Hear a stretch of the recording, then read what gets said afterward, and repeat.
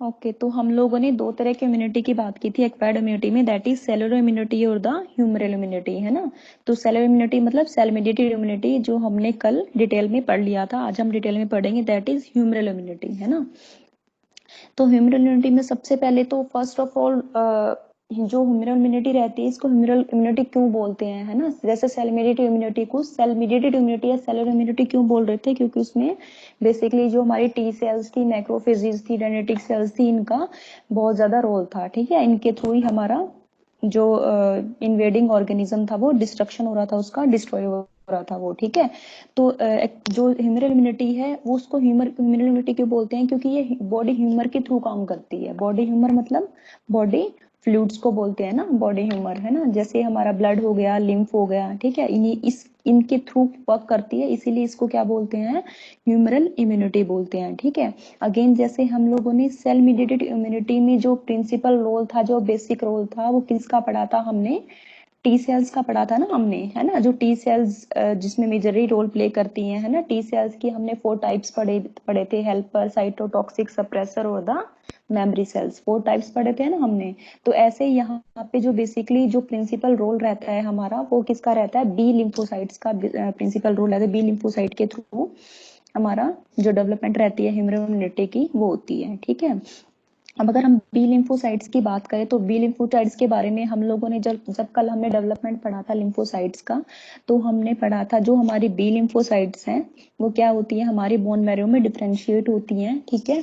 और क्या हो जाती हैं, दो तरह की टाइप्स की बात की थी हमने, दो तरह की होती हैं हमारी बी लिम्फोसाइट्स, दैट जैसे हमारा टी लिम्फोसाइट्स के टाइप्स पढ़े थे ना 4, ऐसे ही हमारी जो बी लिम्फोसाइट्स रहती हैं वो कितने, दो तरह की रहती हैं, that is plasma sales and the memory sales, है ना। दो दो में डिफिजन होता है, दो में डिफरेंशिएशन होता है, ट्रांसफॉर्मेशन होती है बी लिम्फोसाइट्स की, that is plasma sales and the memory sales.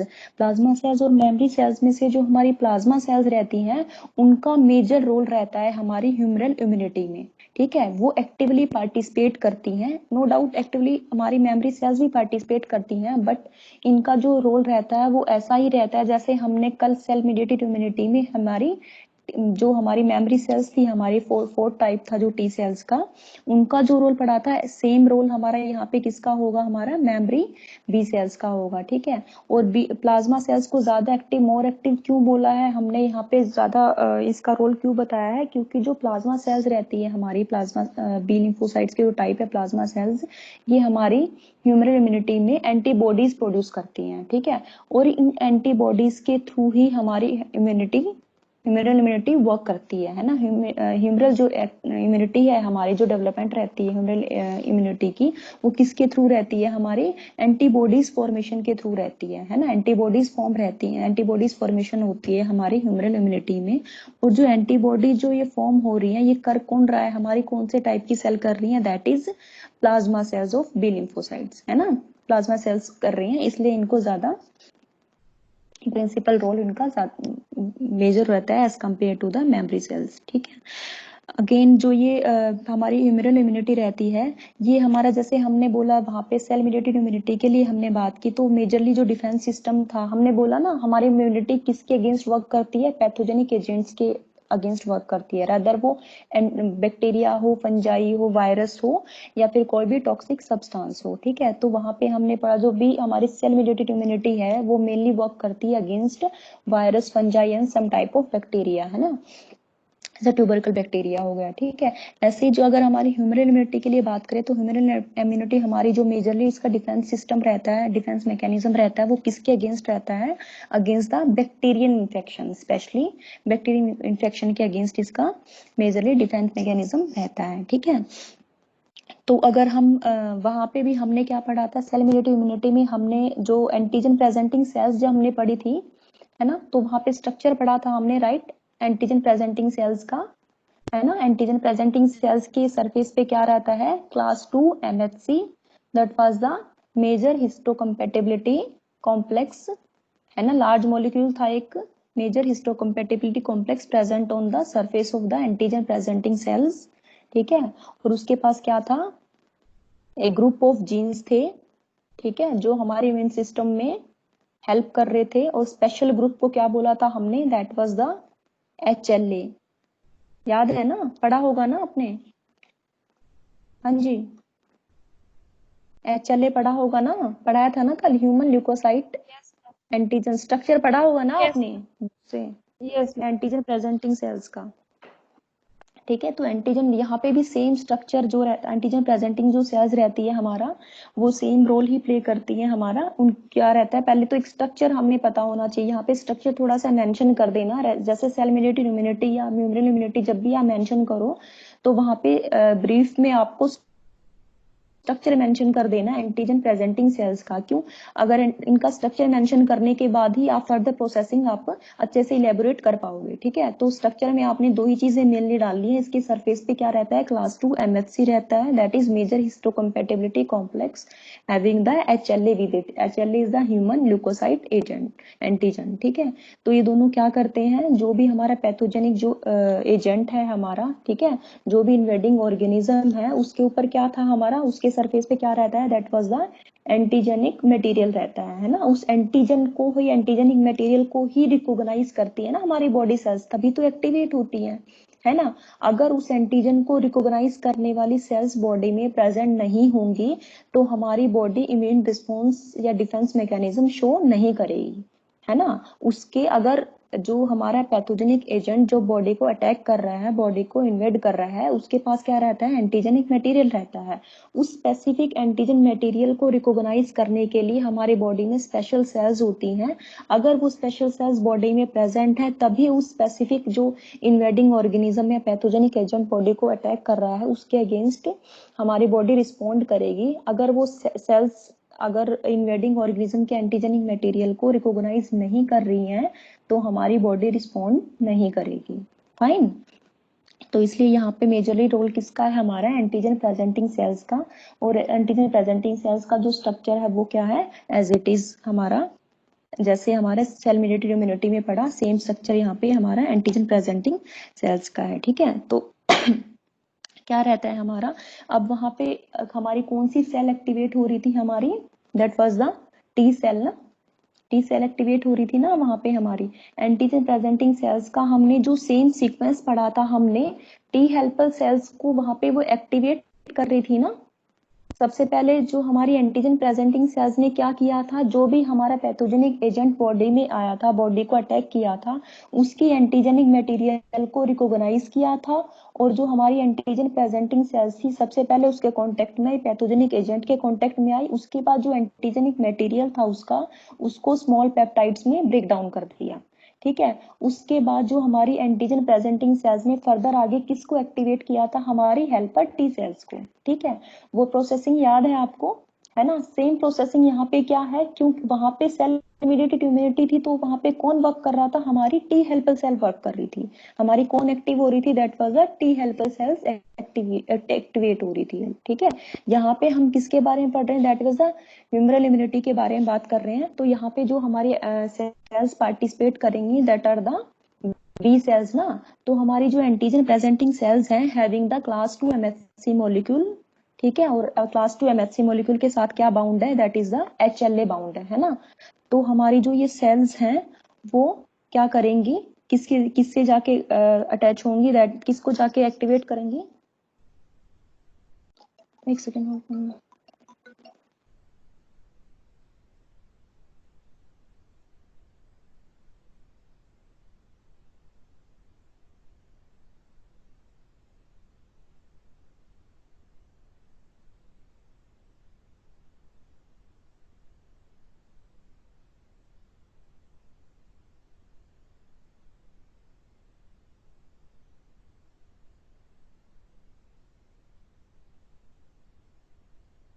Hello,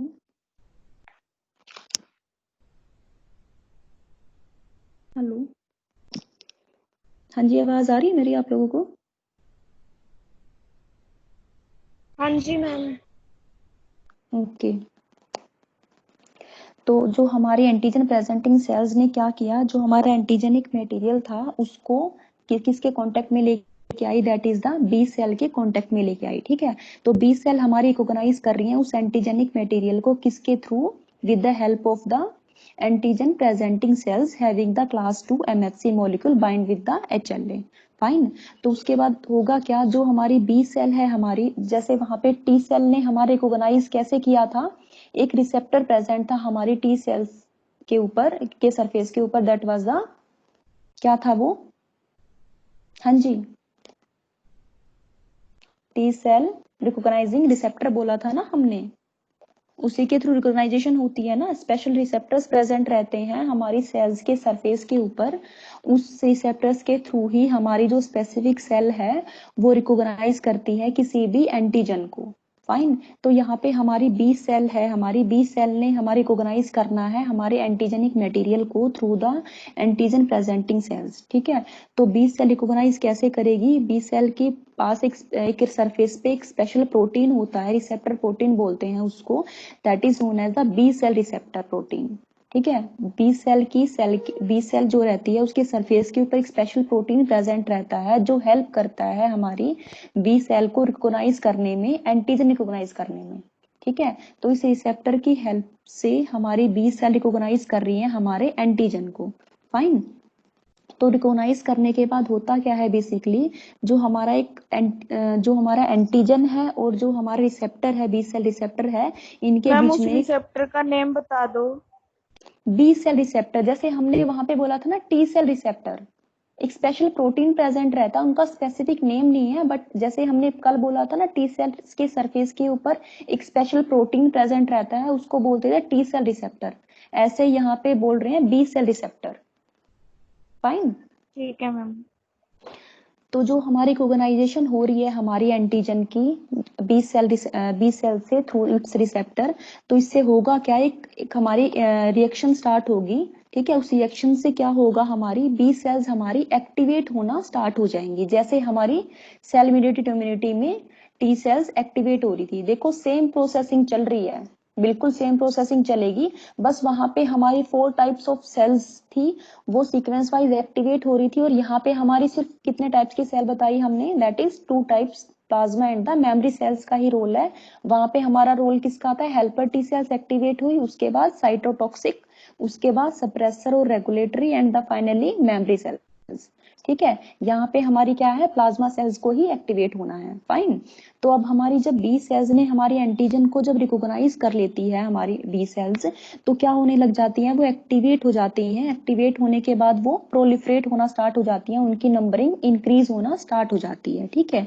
इस जो प्रोसेस है, कौन सी प्रोसेस है हमारी, जब ये बी सेल एक्टिवेट हो रही है, ठीक है, एंटीजन से मिलने के बाद जब ये एक्टिवेट हो रही है और प्रोलिफरेट हो रही है, इस रिएक्शन को एक्सलरेट करती हैं, इस रिएक्शन को इनहेंस करने में हेल्प कौन करती है, हमारी हमारी जो मैक्रोफेजेस रहती है हमारी, या फिर जो भी हमारी एंटीजन प्रेजेंटिंग सेल, जो भी या अदर माइक्रोफेज है या डेंड्रिटिक सेल है, ठीक है, जो भी हमारी एंटीजन प्रेजेंटिंग सेल है, वो क्या रिलीज करती है, हमारी इंटरल्यूकिन 1 रिलीज करती हैं। वो इंटरल्यूकिन 1 क्या करता है, जो हमारी बी सेल एक्टिवेट हो रही है और प्रोलिफरेट हो रही है, इस रिएक्शन को और भी ज्यादा एक्सेलरेट कर देता है ना। तो इसका जो रेट है हमारा, किसका रेट, बी सेल की एक्टिवेशन का रेट और बी सेल जो हमारी प्रोलिफरेट हो रही है, इनके रेट को बढ़ा देता है। कौन बढ़ा रहा है, हमारा एंटीजन प्रेजेंटिंग सेल्स, किससे बढ़ा रही है, through releasing the interleukin 1। Fine. Same processing हमारी सेल मीडिएटेड इम्यूनिटी में हो रही थी, ठीक है। तो अब यहाँ पे क्या हो रहा है, हमारी बी सेल की एक्टिवेशन और प्रोलिफरेशन एक्सेलरेट हो रही है, इनहेंस हो रही है by the with the help of antigen presenting cells, ठीक है। और कैसे कर रही हैं ये, थ्रू रिलीजिंग द इंटरल्यूकिन 1।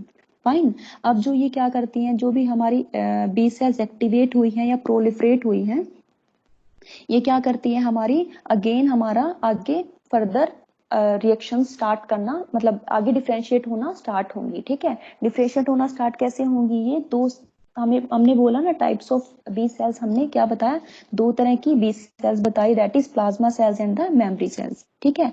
तो जो हमारी ये प्रोलिफरेटेड या जो एक्टिवेटेड बी सेल्स थी, जो 2 टाइप्स में आगे फर्दर डिवाइड हो जाती हैं, ठीक है, ट्रांसफॉर्म हो जाती हैं, that is the plasma cells and the memory cells, ठीक है। तो सबसे पहले हम प्लाज्मा सेल्स का रोल पढ़ते हैं। तो प्लाज्मा सेल्स बेसिकली होती क्या है, जो भी हमने पहले बोला, प्लाज्मा सेल्स का मेनली रोल क्या रहता है, एंटीबॉडीज या इम्यूनोग्लोबुलिन्स सीक्रेट करना, है ना। क्योंकि जो ह्यूमरल इम्यूनिटी रहती है हमारी, वो किसके थ्रू वर्क करती है, उसमें मेनली रोल किसका रहता है, एंटीबॉडीज प्रोडक्शन का। और जो एंटीबॉडीज प्रोडक्शन है ये कर कौन रहा है, हमारे plasma cells, that are the one type of B lymphocyte ना, बी सेल्स, है ना। तो जो हमारी प्लाज्मा सेल्स क्या रहती हैं, जो हमारे भी फॉरेन ऑर्गेनिज्म जो आया है हमारा, या फिर जो भी फॉरेन मटेरियल हमारे पास आया है, टॉक्सिक मटेरियल, ठीक है, इन्वेडिंग ऑर्गेनिज्म जो आया है हमारा, वो क्या कर, उसको क्या करना स्टार्ट कर देती है, डिस्ट्रॉय करना स्टार्ट कर देती हैं, किससे, थ्रू रिलीजिंग द या थ्रू प्रोड्यूसिंग द एंटीबॉडीज, है ना। एंटीबॉडीज प्रोड्यूस करती हैं। एंटीबॉडीज का काम क्या रहता है, वो हमारे जो भी फॉरेन जो एजेंट है हमारे पास, उसके एंटीजन को क्या करता है, डिस्ट्रॉय कर देता है और उसको एलिमिनेट कर देता है बॉडी से। फाइन। जैसे हमारी इसका सेम रोल है, जैसे हमारी वहां पे साइटोटॉक्सिक टी सेल्स की हमने कल बात की थी ना, टी हेल्पर सेल्स एक्टिवेट होने के बाद क्या कर रही थी, साइटोटॉक्सिक टी सेल्स को एक्टिवेट किया था।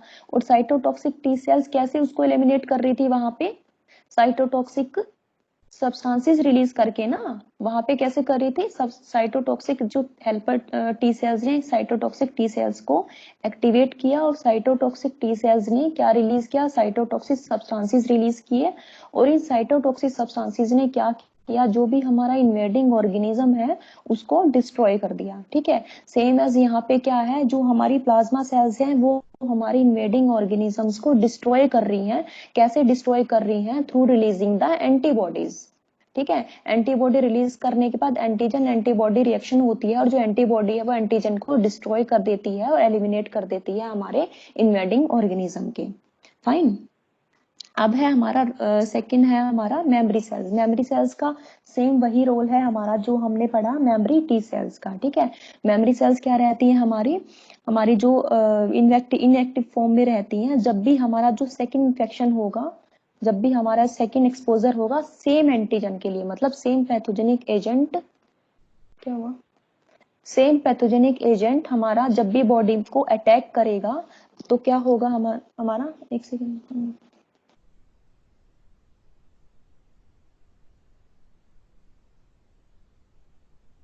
अभी दे दी। तो हमारी मेमोरी, आवाज आ रही है मेरी, हाँ जी, इंटरप्ट तो नहीं हो रहा है, नहीं मैम आ रही है। ओके।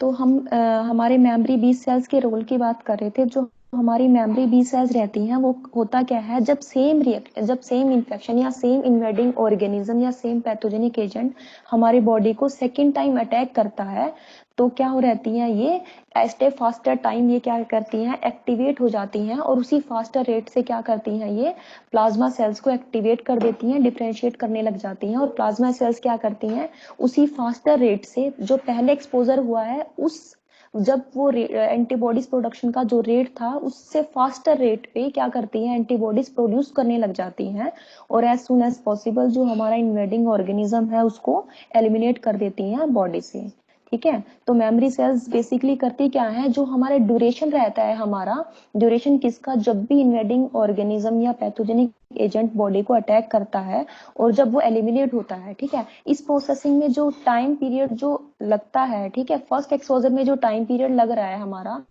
वो सेकंड एक्सपोजर में उस टाइम पीरियड को कम कर देती है, ठीक है। जो हमारी मेमोरी सेल्स का फंक्शन रहता है बेसिकली ये रहता है कि हमारा जो टाइम पीरियड है फर्स्ट एक्सपोजर में जितना टाइम लगा है उस टाइम को कम कर देती है हमारे सेकंड एक्सपोजर में, ठीक है। तो जो भी हमारा पैथोजेनिक एजेंट है वो जल्दी डिस्ट्रॉय हो जाता है हमारा सेकंड अटैक में, ठीक है। बट रिमेंबर जो हमारा पैथोजेनिक एजेंट आया है हमारा, जो भी मैंने बोला ना कल हमने पढ़ा, स्पेसिफिसिटी की बात कर रहे थे हम लोग टी सेल्स की, है ना, कि एक स्पेसिफिक पैथोजेनिक एजेंट के लिए ही हमारी जो बॉडी में सेल्स रहती हैं, एक एंटीजन के लिए, स्पेसिफिक एंटीजन के लिए ही रहती हैं, है ना।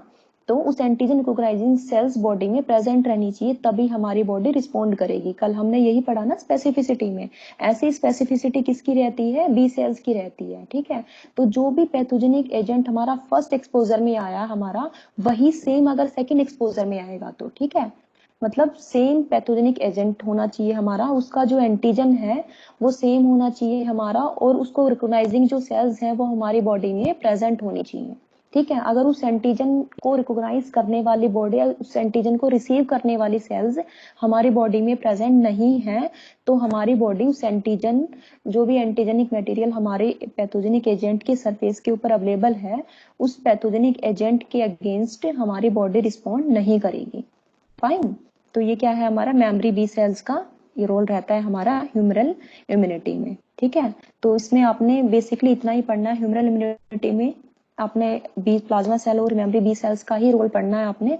इसके अलावा आपकी जो बुक में है that is the hyper sensitivity एक टॉपिक है, बट इससे पहले आपकी जो बुक है सेमोलिंगम, उसमें एंटीबॉडीज दे रखी है ना, एंटीबॉडीज का एक टॉपिक दे रखा है। वैसे तो ये आपके एज सच सिलेबस में डिटेल्ड में नहीं है, बट कई बार क्या होता है 4 मार्क्स में क्वेश्चन दे देते हैं। तो एंटीबॉडीज तो आप लोगों को पता ही होगा, आप लोग पहले पढ़ के आए हैं एंटीबॉडीज क्या बोलते हैं, इम्यूनोग्लोबुलिन्स बोलते हैं, है ना, एंटीबॉडीज को। तो एक बार इसको रीडिंग लगा लेना एंटीबॉडीज की ना। क्या रहते हैं, स्पेशली प्रोटीन ही रहते हैं हमारे, इम्यूनोग्लोबिन्स बोलते हैं। जो भी हमारी एंटीबॉडीज रहती हैं मेनली वो 5 टाइप्स की रहती हैं, है ना, IgA, IgD, IgE, IgG और IgM, है ना। 5 टाइप्स की जो एंटीबॉडीज रहती हैं वो हमारी बॉडी में प्रेजेंट रहती हैं। ओके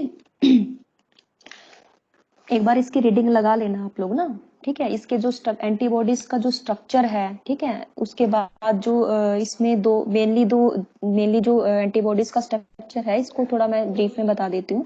एंटीबॉडीज के स्ट्रक्चर में मेनली एंटीबॉडीज की 2 चेन रहती हैं, that is the light chain और द हैवी चेन, है ना। जो क्योंकि ये प्रोटीन नेचर की होती हैं, तो इसमें क्या रहेंगी, अमीनो एसिड से मिलके बनी होगी ना ये।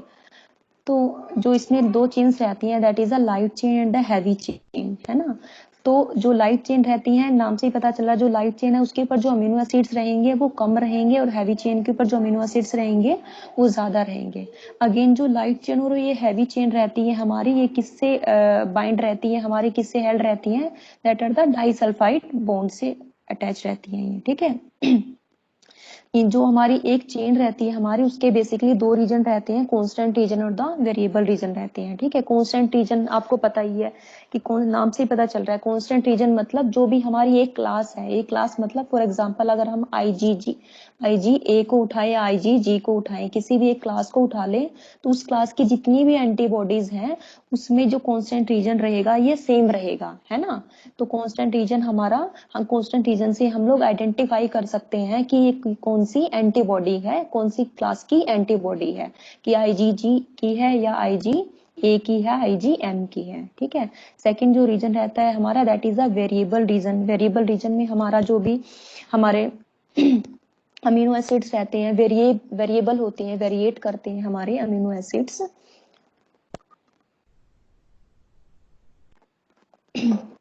जो ये वेरिएबल रीजन रहता है, यही रीजन रहता है जिससे हमारी, अब हमने पढ़ा ना, जो एंटीबॉडी क्या रहती है, एंटीजन से अटैच रहती है ना, एंटीजन से अटैच होके एंटीजन को डिस्ट्रॉय कर रही है, एलिमिनेट करती है। ठीक है, तो बेसिकली जो वेरिएबल रीजन रहता है हमारी एंटीबॉडी का, वो जाके अटैच होता है हमारे किससे, एंटीजन से अटैच होता है। ठीक है, तो अटैचिंग जो रीजन रहता है हमारा वो कौन सा रहता है, वेरिएबल रीजन रहता है हमारे एंटीबॉडी का। ओके आगे आपका मैकेनिज्म दे रखा है, इसको थोड़ा ब्रीफ में पढ़ लेना, बहुत ज्यादा डीप पढ़ने की जरूरत नहीं है। बस ऐसा हो जाए कि आपका क्वेश्चन आ जाए तो आप लोग ब्लैंक ना रहो, है ना। अगर आपका पहले का भी आपने प्रीवियस +1 +2 में जो भी पढ़ा, अगर आपको वो याद नहीं है तो भी आप इसलिए एक बार रीडिंग लगा लेना उसको, कि आप ब्लैंक ना रहो। 4 मार्क्स से भी क्वेश्चन आता है तो आपके पास लिखने के लिए थोड़ा तो मटेरियल हो। फाइन, वैसे क्वेश्चन आता नहीं है ये, बस बेसिकली इम्यूनिटी में से जो क्वेश्चन उठेगा वो ह्यूमरल इम्यूनिटी पे उठेगा या फिर सेल मीडिएटेड इम्यूनिटी पे उठेगा। उन दोनों में से भी cell mediated immunity is more important than the humoral immunity. Fine, तो एक बार फिर भी आप इसकी रीडिंग लगा लेना। ओके ओके इसके बाद इसका मैकेनिज्म दे रखे हैं हमारे, एंटीबॉडीज की एक्शंस के मैकेनिज्म दे रखी हैं, डायरेक्ट एक्शन और द कॉम्प्लीमेंट एक्शन, या कॉम्प्लीमेंट सिस्टम के थ्रू ये एक्ट करती हैं। या रोल प्ले करती हैं, ठीक है। डायरेक्ट एक्शन में क्या करती हैं हमारी एंटीबॉडीज, डायरेक्ट जो हम बोलते हैं ना कि बार बार हम लोगों ने टर्म यूज कर रहे थे, हम लोग जो हमारी एंटीबॉडीज रहती हैं वो क्या कर देती है, हमारी इन्वेडिंग जो ऑर्गेनिजम्स है, पैथोजेनिक जो एजेंट बॉडी को अटैक कर रहा है उसको क्या कर देती है, एलिमिनेट कर देती है, डिस्ट्रॉय कर देती है। तो बेसिकली जो ये डिस्ट्रॉय कर रही है, एलिमिनेट कर रही है, ये किस एक्शन के थ्रू कर रही है ना। ये भी हो सकता है जो भी हमारा पैथोजेनिक एजेंट है उसके जो टॉक्सिक सब्सटेंसेस को ही वो न्यूट्रलाइज कर सके, है ना, कर दे, या फिर क्या उसको उसका फुली ब्रेक डाउन कर दे, है ना। तो किस एक्शन के थ्रू उसको एलिमिनेट कर रही है ना। जैसे फॉर एग्जांपल अगर हमारे अगर वो जो एंटीजन है हमारा जो पैथोजेनिक एजेंट के ऊपर अवेलेबल है, जो हमारा एंटीजन है, उसको अगर टॉक्सिक सब्सटेंसेस उसके में जो स्पेशली टॉक्सिक सब्सटेंस है उसको ही अगर ये न्यूट्रलाइज कर रहा है, न्यूट्रलाइज करके ही उसको एलिमिनेट कर रहा है बॉडी से एंटीबॉडीज हमारी, तो इस प्रोसेस को क्या बोलेंगे, न्यूट्रलाइजेशन बोलेंगे, ठीक है। अगर वो एंटीजन या पैथोजेनिक जो एजेंट है उसको ब्रेक डाउन कर रहा है तो उस प्रोसेस को बोलेंगे लाइसिस। लाइसिस क्या होता है, किसी भी चीज को डिसॉल्व करना या ब्रेक डाउन करना, है ना। तो अगर उसको ब्रेक डाउन करके एलिमिनेट कर रहा है एंटीबॉडीज तो क्या करेंगे, त्या प्रोसेस का नाम क्या होगा, लाइसिस। अगर उसको न्यूट्रलाइज कर रहे हैं तो न्यूट्रलाइजेशन, ठीक है। अगर उसको एक जगह पे क्या कर रहे हैं, उसकी जो भी सोलिबिलिटी है उसको चेंज कर रहे हैं, सोल्यूबल को इनसोल्यूबल में कन्वर्ट कर रहे हैं, ट्रांसपोर्ट कर रहे हैं, दैट सो दैट कि वो आगे इनएक्टिव फॉर्म में बन जाए, तो इस प्रोसेस को क्या बोलेंगे, प्रेसिपिटेशन बोलेंगे, ठीक है। तो इस तरह से जो हमारी एंटीबॉडीज है हमारी थ्रू द प्रेसिपिटेशन या फिर न्यूट्रलाइजेशन या फिर लाइसिस, इन प्रोसेसिंग के थ्रू हमारे जो भी इन्वेडिंग एजेंट्स हैं या पैथोजेनिक एजेंट हैं उनको एलिमिनेट करती है बॉडी से। ओके, या तो उसको न्यूट्रलाइज कर देगी या उसको लाइसिस कर देगी या प्रेसिपिटेट कर देगी या उसका एग्लूटिनेशन कर देगी। ओके, ये तो थे हमारे डायरेक्ट एक्शन किसके, एंटीबॉडीज के हमारे पैथोजेनिक एजेंट के ऊपर या फिर ये कह लो उनके एंटीजेनिक मेडिकल्स के ऊपर। ओके, अब जो हमारा सेकेंड टाइप के जो एक्शंस रहते हैं हमारे एंटीबॉडीज के, that are the through the complement system के थ्रू ये वर्क करती है ना। तो कॉम्प्लीमेंट सिस्टम में क्या रहती है, जो भी ये हमारे प्लाज्मा एंजाइम्स रहते हैं उनको एक्टिवेट कर देती है ये, ठीक है। उनको एक्टिवेट करके जो हमारे प्लाज्मा एंजाइम्स हैं उनको एक्टिवेट करके उनके थ्रू हमारे जो इन्वेडिंग ऑर्गेनिज्म है उनको डिस्ट्रॉय करती है, बॉडी से एलिमिनेट करती है, ठीक है। ये भी आगे फर्दर दो टाइप्स की बता रखे, दैट इज क्लासिकल और अल्टरनेट। इसको बहुत ज्यादा डिटेल में पढ़ने की जरूरत नहीं है, नेम भी लिख मेंशन कर दोगे, that is more than enough. Okay, उसके बाद आता है आपका specificity of the B lymphocyte. ये हम लोग डिस्कस कर ही चुके हैं, जो भी हमारे बी लिम्फ आइदर या तो बी लिम्फोसाइट हो या फिर हमारे टी लिम्फोसाइट हो, ठीक है, वो स्पेशली हमारी डिजाइन रहती हैं किसी स्पेशल टाइप ऑफ एंटीजन के लिए ही, है ना। अगर कोई भी एंटीजन हमारी बॉडी को अटैक कर रहा है, ठीक है, कोई भी इन्वेडिंग ऑर्गेनिज्म हमारी बॉडी को अटैक कर रहा है, उस एंटीजन के लिए, उस एंटीजन को रिकॉग्नाइज करने के लिए अगर हमारी बॉडी में टी सेल्स या बी सेल्स प्रेजेंट नहीं होंगी तो हमारी बॉडी रिस्पॉन्ड नहीं करेगी, है ना। उस स्पेशल टाइप ऑफ एंटीजन को रिकॉग्नाइज करने के लिए हमारी बॉडी में बी सेल्स या टी सेल्स प्रेजेंट रहनी चाहिए, है ना। प्रेजेंट होंगी तभी हमारी इम्यूनिटी वर्क करेगी, तभी हमारी बॉडी डिफेंड करेगी उस स्पेशल एंटीजन के लिए। Okay, this is called the specificity of the either of the T lymphocyte और द बी लिम्फोसाइट्स, दोनों की क्या होती है, स्पेसिफिसिटी रहती है किसी स्पेशल टाइप ऑफ एंटीजन के लिए। ओके, उसके बाद आता है आपका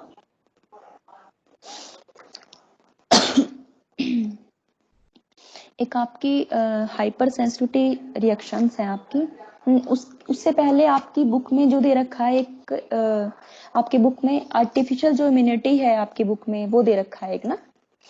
तो जो इम्यूनिटी है हमारी, ये आपको पता ही होगा, हमने आयुर्वेद में जब हमने ओज का टॉपिक पढ़ा था हमने, तो आपके आयुर्वेद वाली बुक में ओज का टॉपिक जब आपका कंप्लीट हो रहा है तो पीछे फ्लो चार्ट दे रखा है, उसके उस टॉपिक के पीछे देखना एक फ्लो चार्ट दे रखा है मॉडर्न का, ठीक है। तो आई थिंक आपकी बुक में यहाँ पे मेंशन नहीं है, वो फ्लो चार्ट आपको वहां से मिल जाएगा, ठीक है। फ्लो चार्ट को मैं समराइज करा देती हूँ, ठीक है। इम्यूनिटी हमारी हमने पढ़ी स्टार्टिंग में दो टाइप्स की होती है, that is the innate and the acquired, और we can say the adoptive immunity, है ना। इननेट हमने पढ़ा, that is the by birth जो प्रेजेंट रहती है, दैट इज द इननेट, है ना। सेकेंड है हमारी एक्वायर्ड और द एडेप्टिव। ये फर्दर हमारी दो तरह की होती है, दैट इज द नेचुरल और द आर्टिफिशियल, है ना। एक्वायर्ड इम्यूनिटी क्या होती है हमारी, जो हमारी बॉडी को इंटेंशनली एक्सपोजर के थ्रू जो हमारी बॉडी का रिस्पॉन्ड किया जाता है, जो हमारी बॉडी का डिफेंस मैकेनिज्म, जो हमारी बॉडी का एक्टिवेट किया जाता है इंटेंशनली एक्सपोजर करके, ठीक है। दैट इज द एक्वायर्ड, मतलब एक्वायर जो एक्वायर की जाती है, जो अडोप्ट की जाती है, वो इम्यूनिटी। उसके बाद ये फर्दर दो टाइप्स की रहती है आपकी, that is the natural and the artificial, ठीक है। ये दोनों नेचुरल आर्टिफिशियल फर्दर दो टाइप्स के रहते हैं, that is active and passive. Artificial भी सेम, एक्टिव एंड पैसिव, ठीक है। जो सबसे बड़ा डिफरेंस रहता है एक्टिव और पैसिव में, वो एक समझ लो, जो एक्टिव में क्या रहती है, बॉडी एक्टिवली पार्टिसिपेट करती है, नाम से ही पता चल रहा है ना, बॉडी हमारी एक्टिवली पार्टिसिपेट करती है, क्योंकि इस जो एक्टिव इम्यूनाइजेशन, जो एक्टिव इम्यूनिटी है हमारी, उसमें बॉडी हमारी पार्टिसिपेट करती है actively through either through releasing the producing the antibodies, है ना, या तो एंटीबॉडीज रिलीज करके एक्टिवली पार्टिसिपेट करेंगी, या फिर किसी और एक्शन के थ्रू हमारी बॉडी एक्टिवली पार्टिसिपेट करती है, ठीक है। पैसिवली में क्या करते हैं हम लोग, उसको एक तरह से क्या बोलते हैं ना, मतलब बोलते हैं ना स्पून फीडिंग करना है, ठीक है। जो बाहर से ही हम लोग जो एंटीबॉडीज हैं हमारी, वो बाहर से ही हमें बॉडी में इंजेक्ट करते हैं, ठीक है। उसमें बॉडी का एज सच कोई एक्टिव रोल नहीं होता, इसीलिए इसको क्या बोलते हैं, पैसिव बोलते हैं, पैसिव इम्यूनिटी बोलते हैं, ठीक है। तो सबसे पहले बात करते हैं जो नेचुरल है हमारी, जो नेचुरल इम्यूनिटी की बात करते हैं हमारी, तो नेचुरल जो इम्यूनिटी रहती है हमारी, वो क्या रहती है, जो ज्यादा टाइम के लिए रहती है हमारी और एक्टिव रहती है हमारी, है ना। और पैसिव बॉडी क्या रहती है, एक्टिवली पार्टिसिपेट करती है हमारे इम्यूनिटी में, डिफेंस मैकेनिज्म में, ठीक है। जो पैसिव इम्यूनिटी रहती है हमारी एक सेकेंड होल्ड करना।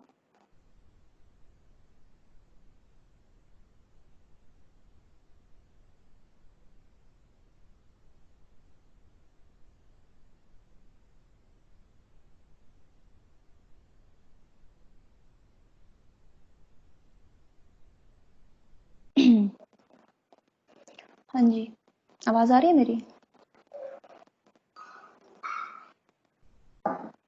Yes ma'am. ओके।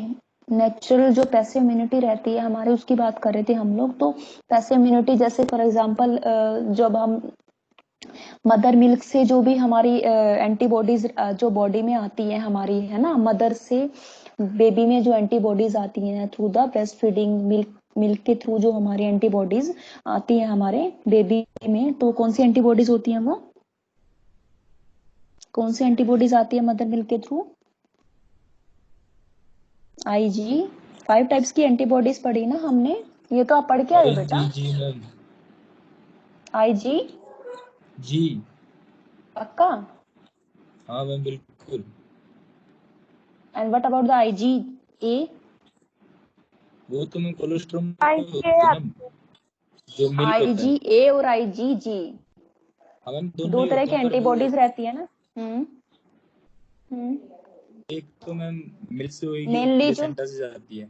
जो हमारी प्लासेंटा से जो क्रॉस करती है ना हमारी एंटीबॉडी, जो हमारी प्लासेंटा को क्रॉस करके मदर से बेबी में आती है, वॉम में आती है, दैट आर द आईजीजी, है ना। और मदर मिल्क के थ्रू जो मेनली एंटीबॉडीज आती हैं, दैट आर द आईजीए, ठीक है। तो जो दोनों तरह की इम्यूनिटी जो प्रोवाइड करती हैं, इनको क्या बोलते हैं हम लोग, नेचुरली पैसिव इम्यूनिटी, है ना। इसमें क्या है, बॉडी का जो एक्टिव रोल एज सच नहीं है, उनको क्या मिल रही है, जो एंटीबॉडीज है वो ऑलरेडी प्रिपेयर्ड मिल रही हैं, either through the mother milk और द थ्रू द प्लासेंटा, ठीक है। वो जो एंटीबॉडीज हमारी बेबी में जा रही हैं, या मदर वोम से, मदर प्लासेंटा से वोम में जा रही हैं, वो क्या है, हमारी ऑलरेडी प्रिपेयर्ड हैं, बॉडी का कोई एक्टिव रोल नहीं रहता इसमें, बॉडी खुद से प्रिपेयर नहीं करती है, इसीलिए इसको क्या बोलते हैं, पैसिव, नेचुरली पैसिव इम्यूनिटी, ठीक है।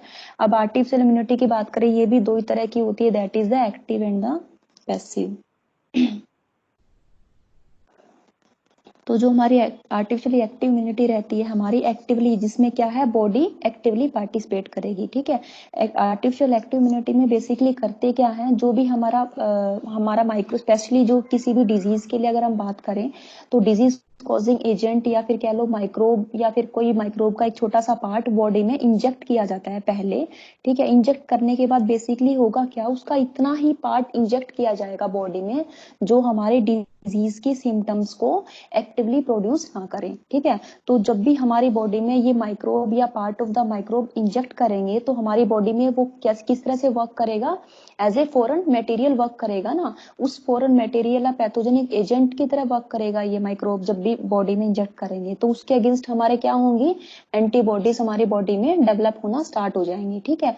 तो सेकेंड टाइम पे अगर सेम माइक्रोब या सेम पैथोजेनिक एजेंट हमारी बॉडी को अटैक करेगा तो उसके लिए हमारी बॉडी में पहले से क्या प्रिपेयर्ड होंगी, एंटीबॉडीज हमारी बॉडी में पहले से प्रिपेयर्ड होंगी जो हमारे फर्स्ट एक्सपोजर में हमारी बॉडी ने प्रिपेयर कर ली थी, है ना।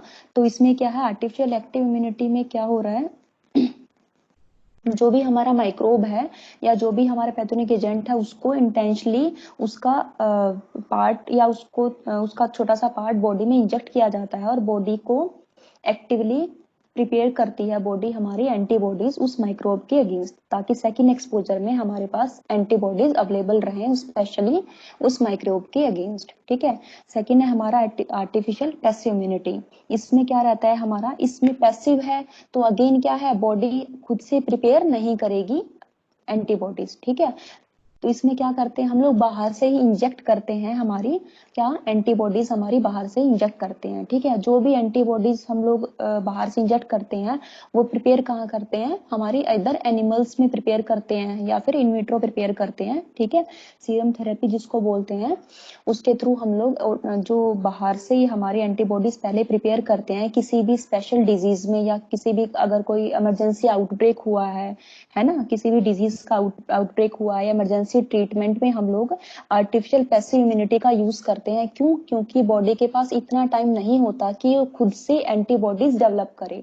अगर बॉडी खुद से एंटीबॉडी डेवलप करेगी तो उसको थोड़ा टाइम चाहिए होगा एंटीबॉडी डेवलप करने में, ठीक है। तो in case of emergency treatment या कोई भी डिजीज का जब भी आउटब्रेक होता है, बहुत ज्यादा फैलती है, तो जनरली क्या करते हैं कि बॉडी में जो एंटीबॉडीज हैं वो इंजेक्ट कर देते हैं, ठीक है। और वो एंटीबॉडीज क्या रहती हैं, उस स्पेशली जो डिजीज है उसके अगेंस्ट वो ऑलरेडी बॉडी में प्रेजेंट होती हैं, वर्क करती हैं, ठीक है। और हमारे इम्यूनिटी डिफेंस मैकेनिज्म शो करती हैं, ठीक है। तो ये क्या था आपका आर्टिफिशियल इम्यूनिटी, आपका थोड़ा सा ही है, बहुत ज्यादा नहीं है आपका, बस ये फ्लो चार्ट देख लेना आप। इसके बाद आपके सिलेबस में है दैट इज हाइपर सेंसिटिविटी। ये भी आपके लॉन्ग क्वेश्चन में नहीं आने वाला है, ये भी शॉर्ट क्वेश्चन ही है। तो आपकी बुक में सेमुलिंगम की बुक में आप में एलर्जी और हाइपर सेंसिटिविटी रिएक्शंस दे रखी हैं इकट्ठी, ठीक है। तो एक बार इसको देख लेना। मेनली जो हमारी एलर्जी और हाइपर सेंसिटिविटी रिएक्शंस रहती हैं, बेसिकली वो सेम ही हम लोग सिनोनिम्स की तरह ही हम लोग यूज करते हैं। हाइपर सेंसिटिविटी नाम से ही पता चल रहा है, जो बॉडी एक्स्ट्रा रिस्पोंड करने लग जाती है जब बॉडी, ठीक है, हाइपर होने लग जाती है या हाइपर सेंसिटिव हो जाती है बॉडी। हाइपर सेंसिटिव किसके अगेंस्ट हो जाएगी, हमारी आइदर फॉर ए केमिकल और द फिजिकल एंटीजन बोल लो या फिर कोई भी पैथोजेनिक एजेंट बोल लो हम लोग, ठीक है। उसके अगेंस्ट हमारी जो बॉडी है वो हमारा एबनॉर्मल या फिर हाइपर रिस्पोंड करना स्टार्ट कर देती है, that is the hyper sensitivity, okay. तो हाइपर सेंसिटिविटी में बेसिकली क्या होता है, सबसे पहले जो भी हमारा हमने बोला केमिकल और फिजिकल जो एजेंट रहता है हमारा, ठीक है, वो सबसे पहले बॉडी के कांटेक्ट में आएगा। फर्स्ट एक्सपोजर उसके लिए जरूरी है, उसके बाद जब भी कोई सेकंड एक्सपोजर होगा तो हमारी बॉडी शो करेगी हाइपर सेंसिटिविटी रिएक्शन, ठीक है। जो ही हमारा केमिकल और फिजिकल जो एजेंट है वो कुछ भी हो सकता है, ठीक है। जैसे कई आपने देखा होगा किसी को डस्ट से या किसी को पोलन से या किसी को इवन फूड से भी एकदम से हाइपर सेंसिटिविटी रिएक्शन हो जाती है, हाइपर एक्टिवेट हो जाती है हमारी बॉडी, है ना, उसके थ्रू एक्शन करना, रिएक्शन देना स्टार्ट कर देती है, ठीक है। तो पहले जब भी हमारी बॉडी रिएक्शन स्टार्ट करती है हमारी बॉडी में, ठीक है, वो किसके मेनली जो रिएक्शन बॉडी देती है वो किसके थ्रू देती है, थ्रू प्रोड्यूसिंग द एंटीबॉडीज, है ना। जो भी हमारा एलर्जन बॉडी में आ रहा है या बॉडी के कांटेक्ट में आ रहा है, आइदर वो फिजिकल हो या केमिकल हो, उसके अगेंस्ट हमारी बॉडी में एंटीबॉडीज प्रिपेयर होना, प्रोड्यूस होना स्टार्ट हो जाती हैं, ठीक है। बॉडी डिफेंड करना स्टार्ट कर देती है, ठीक है।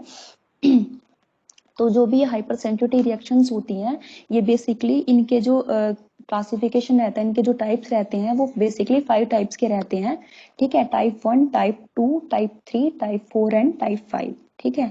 टाइप 1 में क्या रहता है, टाइप 1 ये जो बेसिकली टाइप 1 टाइप 2 जो 5 टाइप्स बताए हैं, ये हमारा डिपेंड करता है कि कौन सी हमने बोला ना कि ये कैसे वर्क करती है, हमारी बॉडी कैसे डिफेंड करती है, थ्रू प्रोड्यूसिंग द एंटीबॉडीज, है ना। तो जो भी हमारे ये टाइप्स बताए हैं हाइपर सेंसिटिविटी के, जो भी टाइप्स बताए हैं, डिपेंड कर रहे हैं कहीं ना कहीं कौन सी एंटीबॉडी का मेजरली रोल है, कौन सी एंटीबॉडी इन्वॉल्व हो रही है हमारी हाइपर सेंसिटिविटी रिएक्शन में। ओके जो हमने 5 टाइप्स की जो हमने अभी एंटीबॉडीज हम लोग पढ़ के आए ना, इम्यूनोग्लोबिन हम पढ़ के आए, उनमें से कौन सी एंटीबॉडी हमारी इन्वॉल्व हो रही है हमारी इस हाइपर सेंसिटिविटी रिएक्शन में। ठीक है, तो जो टाइप 1 की जो हाइपर सेंसिटिविटी रिएक्शन हुआ है तो उसको क्या बोलते हैं, एनाफाइलेटिक रिएक्शंस भी बोलते हैं। टाइप 1 हाइपर सेंसिटिविटी रिएक्शन और we can say the anaphylactic reactions. ठीक है, तो ये क्या करती है हमारी बॉडी में जो भी हमारी इसमें जो मेजरली रोल रहता है, जो मेजरली इन्वॉल्व रहती है हमारी एंटीबॉडी, वो कौन सी होती है, IgE। ठीक है, बॉडी जो भी रिस्पॉन्ड करेगी, जो भी स्पेसिफिक केमिकल या फिजिकल एजेंट है उसके अगेंस्ट जो हमारी बॉडी वर्क डिपेंड करेगी या रिएक्शन देगी, वो कैसे देगी, through producing the antibodies that are the IgE antibodies को हमारी बॉडी प्रोड्यूस करने लग जाती है। ठीक है, और उसके अगेंस्ट हमारी बॉडी रिएक्शन देना स्टार्ट कर देती है। ठीक है, रिएक्शन देके जनरली ये करता क्या है, जो हमारी IgE है एंटीबॉडीज है, ये क्या करने स्टार्ट कर देती हैं, हमारी बॉडी में हिस्टामिन रिलीज करने स्टार्ट कर देती हैं। ठीक है, हिस्टामिन रिलीज करने के बाद ये क्या करती है, हमारी बॉडी की सेंसिटिविटी इंक्रीज करने लग जाती हैं। ठीक है, रादर जैसे कोई भी पोलन्स या कोई भी डस्ट के थ्रू, जब भी कोई भी डस्ट आता है हमारी बॉडी में, कोई भी पोलन आता है या कोई भी किसी भी तरह का कोई भी केमिकल या फिजिकल एजेंट जब बॉडी के कांटेक्ट में आता है, तो बॉडी हमारी सडनली IgE एंटीबॉडीज रिलीज करने लग जाती हैं। वो IG एंटीबॉडीज क्या करती हैं, फर्दर आगे हिस्टामिन रिलीज करती हैं, और हिस्टामिन रिलीज करके क्या करती हैं, हमारी बॉडी में जो भी कुछ सिम्टम्स इंक्रीज करने लग जाती है, रादर वो हमारे ब्लड प्रेशर को BP डाउन करना हमारा, या फिर हमारे रेस्पिरेटरी सिम्टम्स हैं उनको प्रोड्यूस करना स्टार्ट कर देती हैं। ठीक है, that are the anaphylactic reactions. Type 2 जो होती है हमारी, that are the cytotoxic reactions. Cytotoxic reactions में हमारी क्या है, जो हमारी एंटीबॉडीज यहाँ पे इन्वॉल्व रहती हैं, that are the IgG antibodies involve रहती हैं इसमें। ठीक है, जो भी हम आपने ब्लड वाले में RH इनकम्पेटिबिलिटी पढ़ा होगा ना आपने, RH इनकम्पेटिबिलिटी में भी जो भी एंटीबॉडीज रिस्पॉन्सिबल होती है या मेजरली इन्वॉल्व रहती है हमारी, that is the IgG। Okay, that are the cytotoxic reaction, और we can say the type 2 hypersensitivity reactions. ठीक है, थर्ड क्या रहती है हमारी, type 3, that is also known as the antibody mediated reactions. ठीक है, इसमें बेसिकली क्या रहता है हमारा, जो भी एंटीबॉडीज रहती है इन्वॉल्व रहती हैं, वो कौन सी रहती हैं, IgG एंड IgM। ठीक है, IgG और IgM एंटीबॉडीज हम इसमें क्या रहती हैं, मेजरली इन्वॉल्व रहती हैं, इनका प्रोडक्शन हमारी बॉडी में बढ़ना स्टार्ट हो जाता है। ठीक है, इसके ये अगर इनका अमाउंट बढ़ के क्या करती हैं, ये हमारे हार्ट में, किडनी में या फिर कहीं भी जॉइंट्स में ये इन्फ्लामेशन करना स्टार्ट कर देती है, वहां पे एक्यूमुलेट होना स्टार्ट कर देती हैं हमारे। ठीक है, टाइप 4 है हमारा, that is the cell mediated reactions. Cell mediated reactions में बेसिकली क्या है हमारा, जो भी हमारे ये हमने पढ़ा ना सेल मीडिएटेड इम्यूनिटी पढ़ा ना हमने, तो वही यहाँ पे क्या है, सेल मीडिएटेड रिएक्शन है हमारी। ठीक है, सेल मीडिएटेड इम्यूनिटी में हमने क्या पढ़ा, वहां पे किसका मेजरली रोल था, प्रिंसिपल रोल कौन सी सेल्स का था, that is the T lymphocyte का मेजरली रोल था ना हमारा। ठीक है, तो इसमें क्या है कि बॉडी हमारा सेल मीडिएटेड रिएक्शन या T सेल का एक्टिवेशन है वो बढ़ जाता है हमारा। ठीक है, T सेल का एक्टिवेशन बढ़ने की वजह से क्या हो जाता है, जो सेलुलर इम्यूनिटी है हमारी वो हाइपर एक्टिवेट हो जाती है, किसके थ्रू, जो भी हमारा केमिकल और फिजिकल एजेंट हमारी बॉडी को अटैक कर रहा है। तो बेसिकली जो बॉडी में सेलुलर इम्यूनिटी है या सेल मीडिएटेड इम्यूनिटी है थ्रू द T लिम्फोसाइट्स, वो क्या रहती है, हाइपर एक्टिवेट हो जाती है। ठीक है, इम्यूनिटी, इसको बोलते हैं टाइप 4 और the cell mediated hyper sensitivity reaction. Last जो टाइप है आपका, दैट इज द स्टिमुलेटरी और द ब्लॉकिंग रिएक्शन, जिसको बोलते हैं टाइप 5 हाइपर सेंसिटिविटी रिएक्शंस। इसमें क्या रहता है बेसिकली हमारा, जो भी हमारा स्टिमुलेटरी और द ब्लॉकिंग। ठीक है, इसमें क्या रहते हैं, जो भी हमारी एंटीबॉडीज रहते हैं, या तो उनका प्रोडक्शन क्या हो जाएगा, ब्लॉक हो जाएगा, या क्या हो जाएगा, ओवर स्टिमुलेट हो जाएगा, स्टिमुलेटरी या ब्लॉक, है ना, या तो उसका ओवर स्टिमुलेशन होगा, ठीक है, या फिर वो एक तरह से ब्लॉकिंग रिएक्शन बोल रहे हैं जिसको, ब्लॉक्ड हो जाएंगी, ठीक है, उन्हें जो एंटीबॉडीज है हमारी वो डिस्ट्रॉय होना स्टार्ट हो जाएंगी या फिर उनकी ब्लॉकेज हो जाएगी, उनका प्रोडक्शन ही बंद हो जाएगा, ठीक है, ब्लॉक हो जाएगा।